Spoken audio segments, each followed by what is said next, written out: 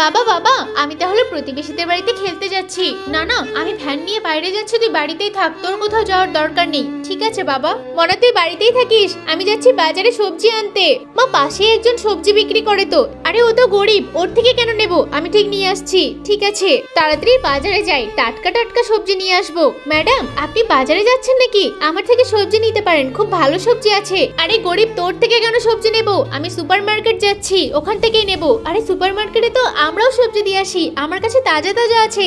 তারপরেও আমি তোর থেকে নেব না, বেশি কথা বলবি না। আপনারাই যদি এমন করেন তাহলে আমরা কি করে বড় হব একটু বলেন।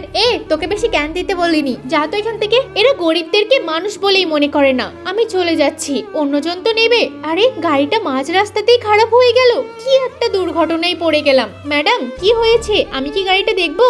তুই আবার গাড়ির কি দেখবি, তুই কি কিছু বুঝিস নাকি? যা তো এখান থেকে, যত সব বাহানা নিয়ে আসে। না না, আমি পারি, আমি একসময় মেকানিক ছিলাম, টাকার অভাবে ছেড়ে দিয়েছি। আরে ম্যাডাম, এখানে তো শুধু একটা তার খুলে গেছে, একটা তারের সাথে তার জুড়ে দিলেই ঠিক হয়ে যাবে। আপনি এবার দেখতে পারেন, স্টার্ট হবে। হ্যাঁ রে, সত্যি স্টার্ট হয়েছে। ঠিক আছে ম্যাডাম, আমি যাচ্ছি। রামু, দাঁড়া না, আমাকে ক্ষমা করে দিস, আমি তোর সাথে কত খারাপ ব্যবহার করে ফেলেছি, তোর থেকেই আমি সবজি নেব। এই যে ম্যাডাম, এই সবজিগুলো খুব ভালো হবে।